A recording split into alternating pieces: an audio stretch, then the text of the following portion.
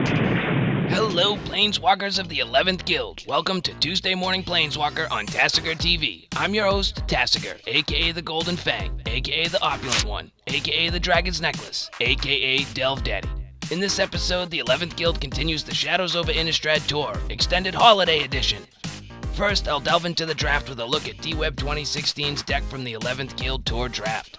After that, I'll break down each of the 3 draft games and the 3 standard games into little digestible nuggets. Who came out on top? We'll find out. Turn the page, zombie. Let's delve into the 11th Guild by taking a look at D-Web 2016's multiplayer draft deck. Presenting Built to Not Lose. Pack 1, pick 1. Niblis of Frost was the rare and easily the best card in the pack. The next best card was a Boon of Emrakul. That would come back around the table, and D-Web would get that one too. D-Web's first 5 picks of the draft represented all 5 colors, but the amount of blue and black cards, especially removal and zombie-friendly cards, continued to be dense through Pack 2. Pack 2 pick 1 was an easy crypt breaker. By the end of the draft, D-Web had some madness, some removal, and enough zombies to clog the battlefield until a Dusk Feaster or a Nephalia Moondrakes could finish the game. The Moondrakes couldn't be given away, and was the second to last card D-Web selected in the draft. The ability to give an entire team flying was one of the win conditions D-Web was hoping to get away with. D-Web was happy with a spell-heavy zombie control deck, but he knew playing defensively would be a tough battle in 11th Guild multiplayer games. Let's get into the games. Turn the page, zombie. Game 1 was Hydra with the 2-headed giant variant. VJ Laptop guessed a turn 3 Hanwei Garrison, and a sideways it went into Yoshipod for some points from a quick elimination. But Lavaro took advantage of VJ Laptop's overextension and eliminated Laptop shortly after. D-Web's deck was built to not lose, so he stayed under the radar, turtled up until the end. Warlock's beefy mono-green deck was enough to take out Lavaro and eventually crack D-Web's defenses. Game 2 was Whipping Boy. VJ Laptop cast a turn 3 Hanwei Garrison. The group turned on him by leaving him Whipping Boy, and Warlock was able to eliminate him. Yoshipod's deck was a blue and white Flyers deck that manipulated life totals by attacking in the air for small amounts at a time. The tiny tick-downs in life total caught up to D-Web, so D-Web went into Alpha Strike mode to grab what he could before Yoshipod took him out. As it turns out, the extra point D-Web gained for eliminating the Whipping Boy at the time, Warlock, would prove important later. Game 3 was Assassins, with the start as a rogue and attack through variants active, although there were no starting rogues. VJ Laptop guessed a turn 3 Hanwei Garrison. Surprise! An overpowered Yoshipod, who was stuck on 2 land for the 6 turns he lasted. The Garrison nearly ran the table as it was able to help Laptop eliminate Lavaro and Warlock over the next few turns. Because D-Web was the last in the target rotation and his deck was built to not lose, he was able to fend off the few small incoming attacks while VJ Laptop made his attack runs into the rest of the guild.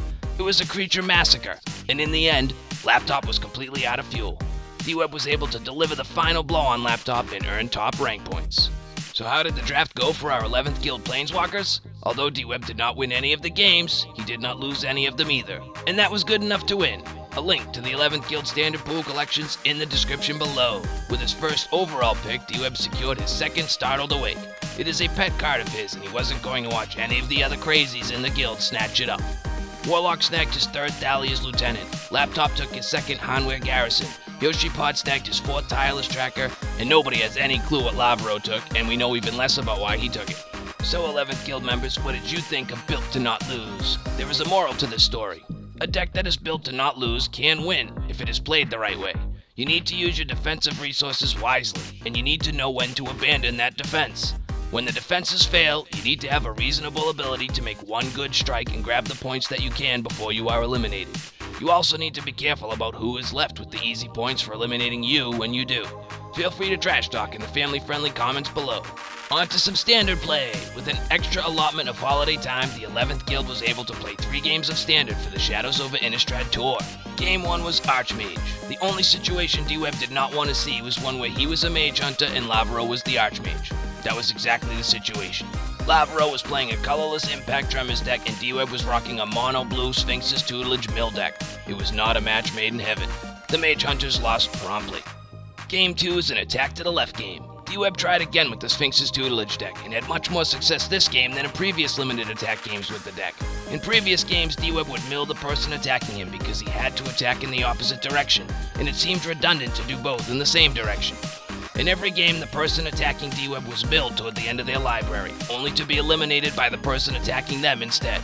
Although Yoshipot scored the most points, D-Web was able to utilize his defenses properly to earn top ranks. Game 3 was a wedge game. D-Web switched gears and went with a black-red colorless aggro devoid deck. He was the first player eliminated in a game type that typically favors an aggressive deck. There is something wrong with D-Web's deck. Maybe the average converted mana cost of the cards are too high for a deck that wants to be aggressive.